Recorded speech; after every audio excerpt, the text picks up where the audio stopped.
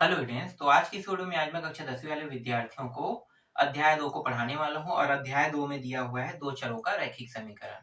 तो दो चरों का रैखिक समीकरण वाले अध्याय में मैं सबसे पहले आपको उदाहरण को बताऊंगा।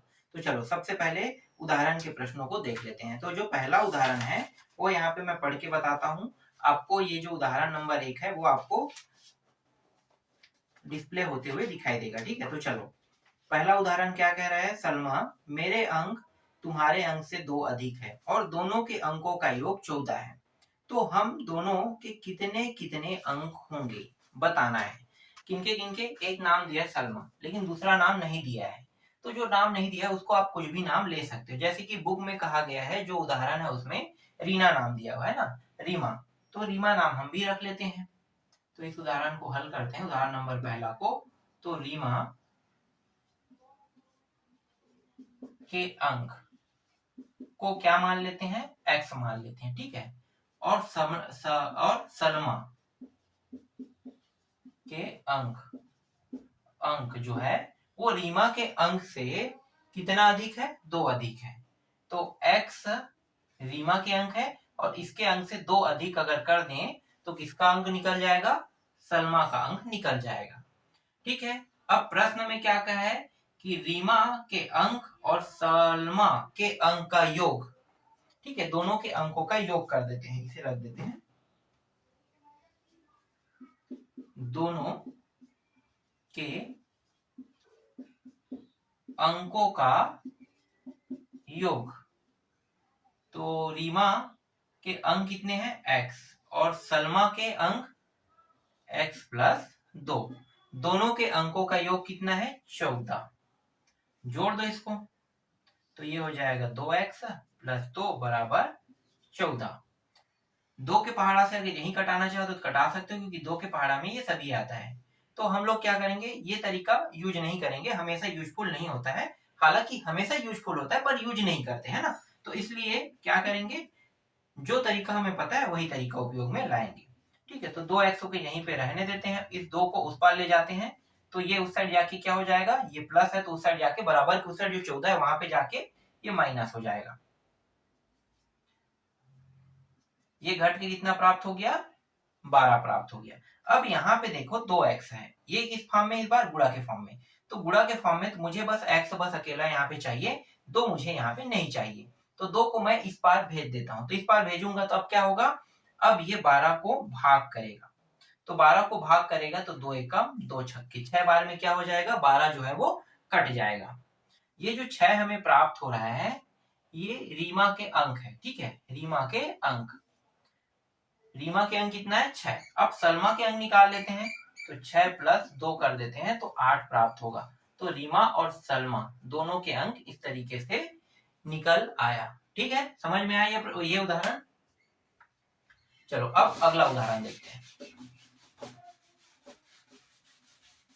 सभी एग्जाम्पल के प्रश्न बहुत ही सरल और आसान है, बस आपको अच्छे से देखना और समझना है। बाकी बनाने में कोई कठिनाई तो नहीं है। आप लोग कहते हो कि उदाहरण के प्रश्नों को भी बताया करो, इसलिए उदाहरण के प्रश्न को बता रहा हूँ। ठीक है, तो देखो चलो दूसरा उदाहरण मैं पढ़ देता हूँ।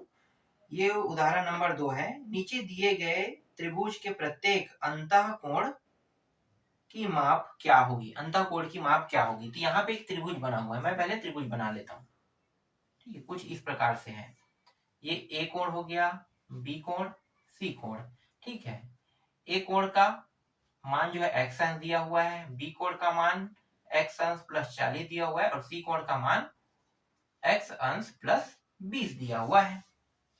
ठीक है, अब आप लोगों को ये मालूम होना चाहिए। ठीक है, क्या चीज मालूम होना चाहिए कि एक त्रिभुज के कितने कोण होते हैं? 3 कोण, है ना। देख लो 1 2 3 कोण, और इन तीनों कोणों का योग कितना होता है? 180 अंश। तो ये चीज मालूम होना चाहिए। तो जब हम प्रश्न को हल करेंगे तब यहाँ पे हम लोग क्या करेंगे, कोण ए, कोण बी प्लस कोण सी, तीनों के योग कितना होता है? 180 अंश। ठीक है, तो तीनों के योग को हम 180 अंश रखेंगे। फिर ये जो कोण ए है इसके मान को रख दो, कोण ए का मान एक्स अंश है। कोण बी का मान रखो एक्स अंश प्लस 40, और कोण सी का मान रखो एक्स अंश प्लस 20। लाइट बंद हो गया यार। चलो ज्यादा प्रश्न मैं नहीं बता पाऊंगा, लाइट बंद हो गया तो, लेकिन कुछ प्रश्न जरूर मैं आपको बता दूंगा, ठीक है।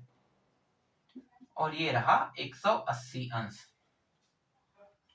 इन तीनों को जोड़ दो तो ये हो गया 3x अंश। 40 और 20 कितना हो गया?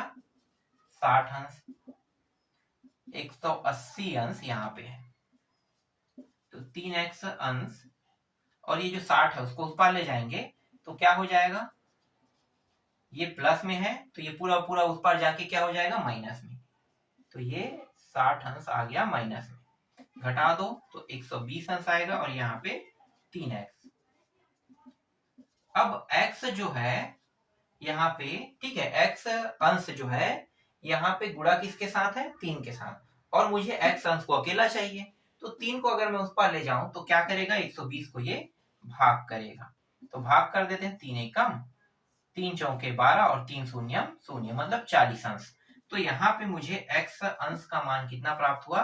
40 अंश। और ये जो x अंश का मान है वो कोण a का मान भी है, तो यहाँ पे हम लोग लिख लेते हैं इसलिए, या फिर चूंकि करके, चूंकि कोण A बराबर x अंश बराबर 40। ये आपका पहले प्रश्न का उत्तर हो गया, मतलब कोण A का मान, कोण B का मान, x अंश प्लस 40 बराबर 40 प्लस 40 बराबर 80 अंश आ गया कोण B का मान, ठीक है। कोण C बराबर x अंश प्लस 20 बराबर 40 अंश प्लस 20 अंश बराबर 60 अंश। तो ये रहा आपके सी कोण का भी मान। तो ए बी सी तीनों का मान इस तरीके से निकल आया। ये समझ में आया? चलो अगला प्रश्न देखो।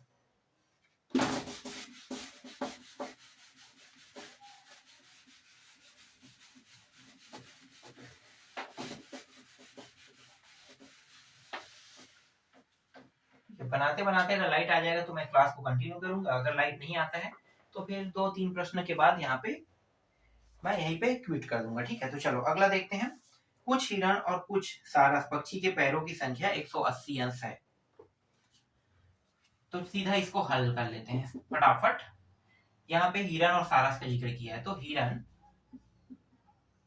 हिरण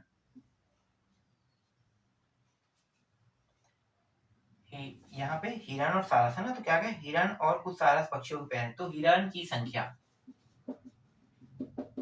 x मान और सारस की संख्या y मान लो, ठीक है। एक को x एक को y। अब एक हिरण, ध्यान देना, ठीक है। अब एक हिरण के पैरों की संख्या कितना होता है? एक हिरण के 4 पैर, ठीक है, 4 पैर।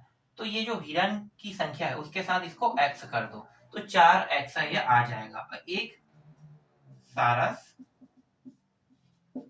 पक्षी के पैरों की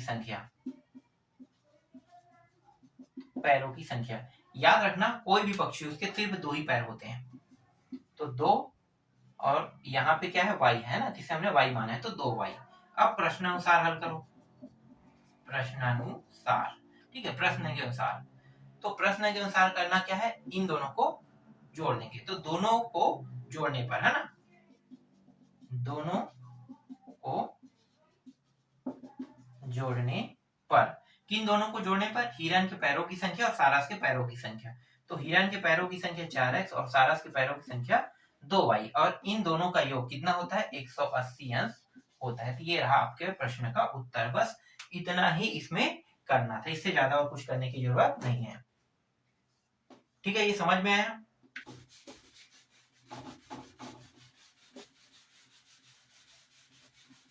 चलो अब चौथा देखते हैं। इसमें ज्यादा समझाने वाला कोई भी टॉपिक नहीं है, इसलिए मैं इसे फटाफट हल कर रहा हूं।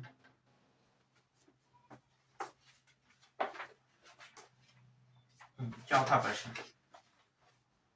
एक कॉपी और 2 पेंसिलों की कीमत 45 रुपए। बहुत आसान है। एक कॉपी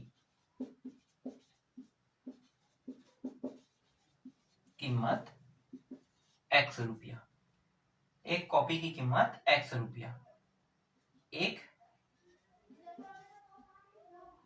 पेंसिल कीमत y रुपया। यहाँ पे एक मत कहो, कॉपी की कीमत x रुपया और पेंसिल की कीमत y रुपया। अब प्रश्नानुसार चलते हैं। प्रश्नानुसार प्रश्न के अनुसार एक कॉपी लेते हैं ना, तो एक कॉपी मतलब एक x, तो x बस लिखेंगे, ठीक है। और दो पेंसिल, ठीक है, दो पेंसिल मतलब पेंसिल की कीमत क्या है, y है, एक पेंसिल की कीमत y, अगर दो पेंसिल है तो दो y बराबर, और दोनों की कीमत कितना है, 45 रुपया है। तो यही क्या है, यही इस प्रश्न का उत्तर है। इसमें और ज्यादा कुछ नहीं करना है, बस इतना ही बनाने के लिए कहा था, तो मैं इसको ज्यादा तामझाम नहीं करूंगा, फटाक से इसको उत्तर लेकर आ जाऊंगा, ठीक है। तो ये समझ में आ गया।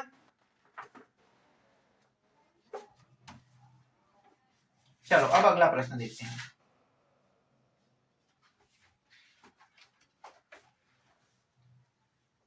पहले इसको मिटा देते हैं।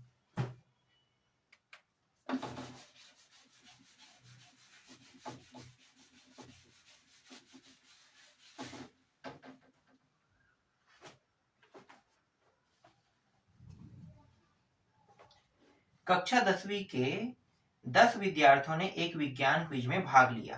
क्विज में भाग लेने वाले विद्यार्थियों में लड़कियों की संख्या लड़कों से 4 अधिक थी, तब लड़के एवं लड़कियों की संख्या क्या रही होगी। बहुत आसान प्रश्न है, चलो इसको हल करते हैं, ठीक है। देखो कक्षा 10वीं की बात कर रहे हैं ना, तो कक्षा 10वीं में मतलब लड़की और लड़के दोनों भाग ले रहे हैं, जिसमें ये कह रहा है कि लड़के और लड़कियों की संख्या दोनों एक समय क्या था, बराबर था, फिर बाद में क्या हो गया, एक में 4 अधिक हो गया, है ना। तो सबसे पहले मैं क्या करूंगा, यहाँ पे चलो मैं लिख लेता हूं, पूरा लिखने की जरूरत नहीं है, कुल विद्यार्थियों की संख्या को लिख लेते हैं, ठीक है। कुल विद्यार्थी की संख्या, ठीक है, कुल विद्यार्थियों की संख्या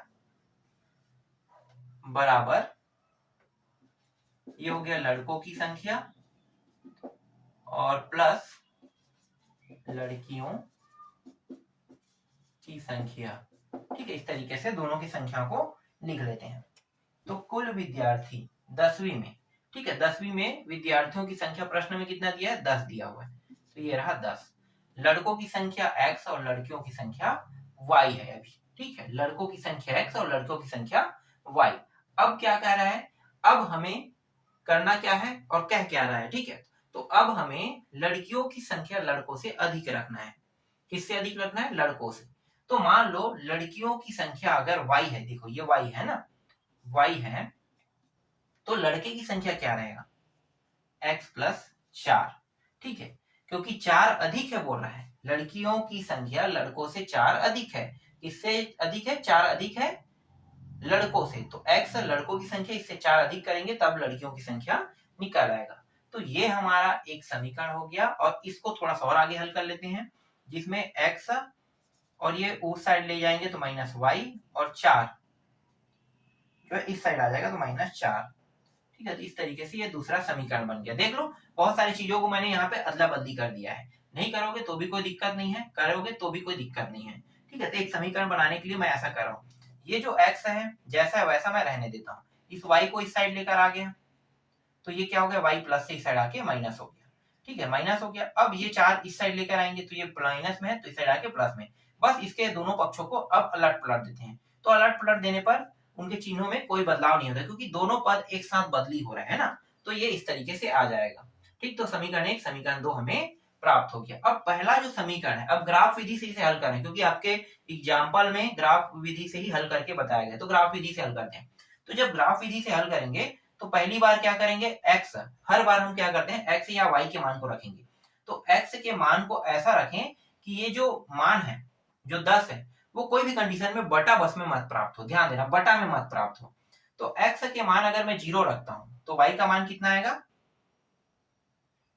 पहले समीकरण के लिए हल कर रहे हैं ना, देखो ऐसी ही मैं अंदाजे में बता दूंगा पूरा टॉपिक, बहुत ज्यादा हल करने की जरूरत नहीं है। ये x ये y, बस ये ध्यान देना है कि x के मान को ऐसे रखना कि y का मान बटा बस में प्राप्त ना हो। तो अगर मैं यहाँ पे 0 रखता हूँ x के मान, तो y का मान क्या होगा, ये हट गया ना, ये 0 हो गया, तो y बराबर क्या दिखाई दे रहा है, सिर्फ 10 दिखाई दे रहा है। अगर मैं x के मान को 1 रखता हूँ तो 1 तो यहाँ पे रखूंगा क्योंकि मैंने 1 रख दिया, तो एक तो मुझे यहाँ रखना पड़ेगा। तो y का मान क्या प्राप्त होगा बताओ।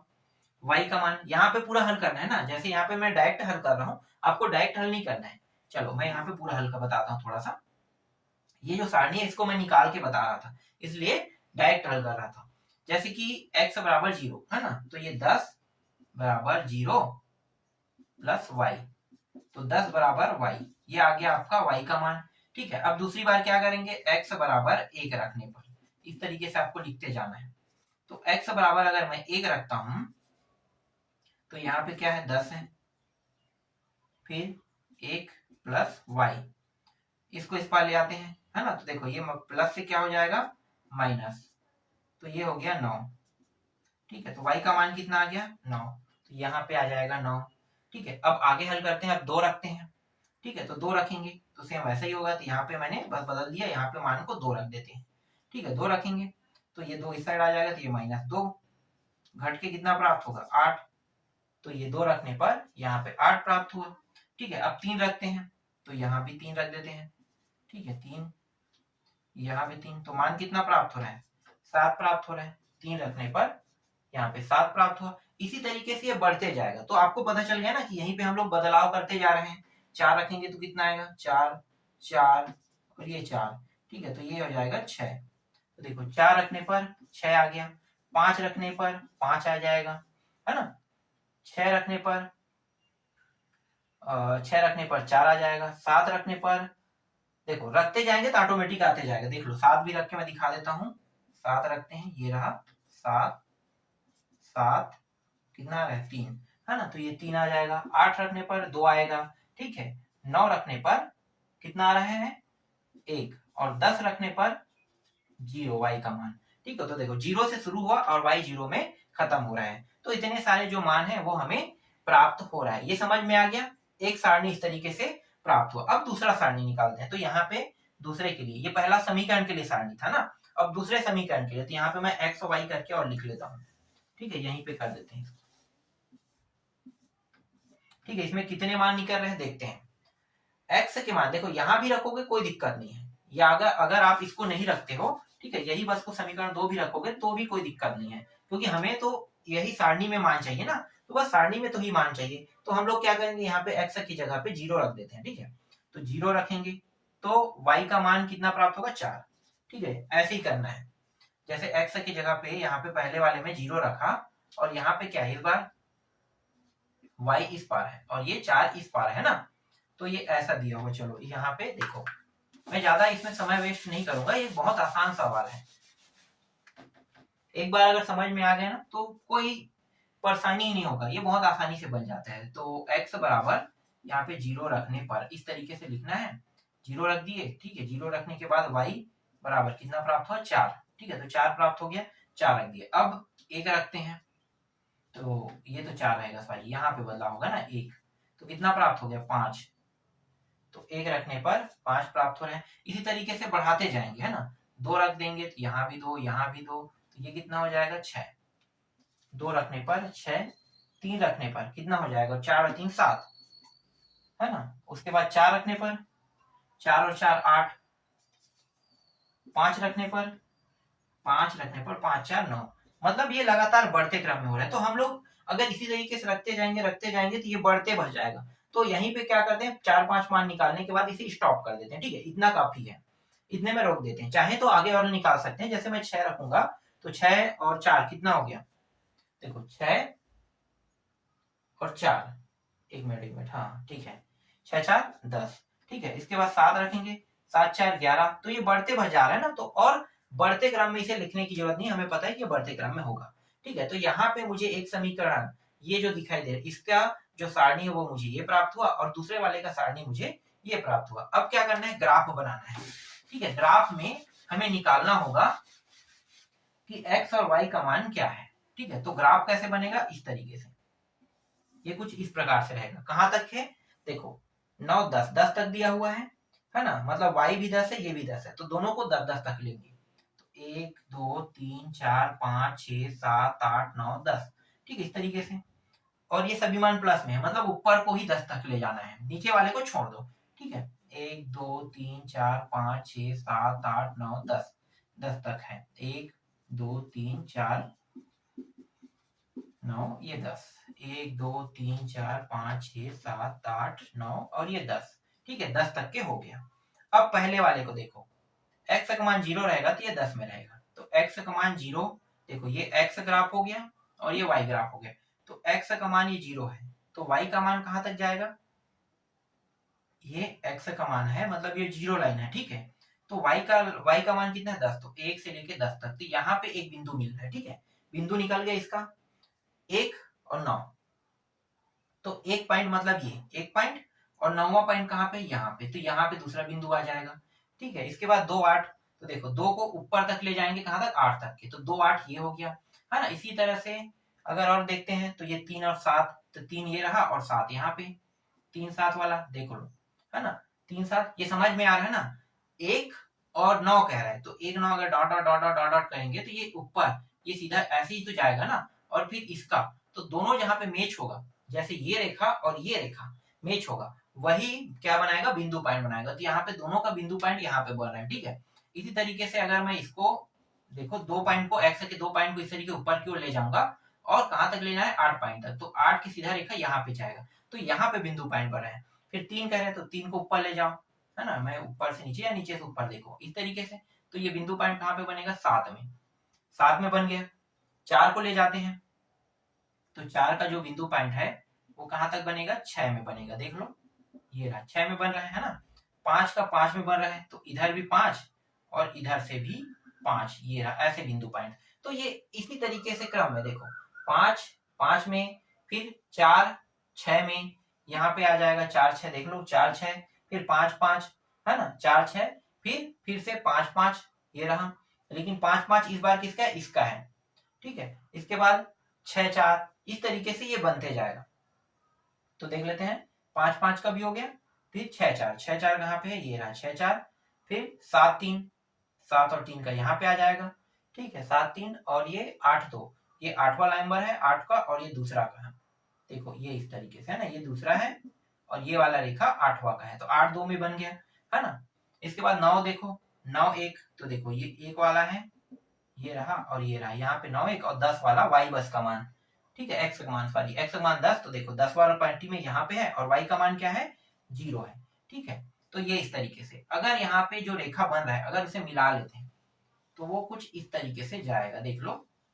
जब ग्राफ में बनाओगे तो एकदम सीधा बनेगा, एकदम सीधा। तो ये रेखा हमें इस सारणी से प्राप्त हुआ, किस सारणी से, इस सारणी से। अब इस सारणी को देखो, 0 4, एक्स का मान 0 रहेगा और 4 1 2 3 4 यहाँ पे आ रहा है बिंदु पॉइंट। ठीक है, ये 0 और 4, तो 4 तक के यहाँ पे आएगा।